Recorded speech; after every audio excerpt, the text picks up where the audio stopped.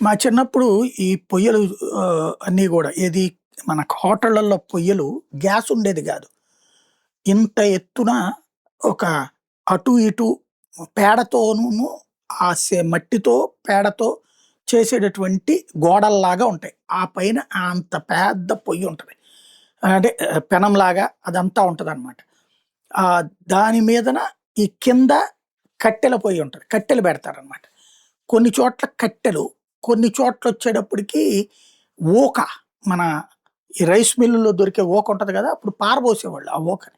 ఆ ఊకని తీసుకొచ్చి ఊకను బోసేవాళ్ళు. కాసిని కట్టెలు, కాస్త ఊక. ఇది ఆ రోజుల్లో నాకు తెలిసి నేను డిగ్రీలకొచ్చేదాకా గూడా అట్లాంటియే ఉన్నాయి.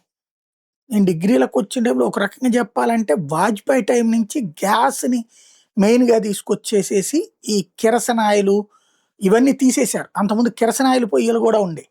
ఆ కిరసనాయిల పొయ్యల ద్వారా చిన్న చిన్నది అంటే ఇళ్ళ దగ్గర అట్లేసేవాళ్ళు, ఇడ్లీలేసేవాళ్ళందరూ గూడా కిరసనాయిల పొయ్యలు వాడేవాళ్ళు. అట్లాగే కిరసనాయిల పొయ్యలేమో చిన్న వాళ్ళు, పెద్ద హోటల్సోళ్ళేమో కట్టెలు, ఊక.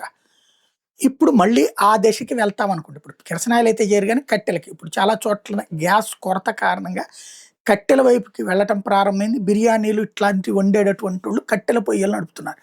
ఇక రాబోయేటటువంటి రోజుల్లో ఇండక్షన్ స్టవ్స్ వాస్తవంగా ఉన్నాయి. కానీ అది వీళ్ళకి ఆపరేషన్ వర్కౌట్ కావట్లేదు. అవగాహన రాహిత్యం గావచ్చు, లేదా పెద్ద పెద్ద పొయ్యలు లేకపోవడం వల్ల కావచ్చు ప్రస్తుతానికి జరుగుతుంది.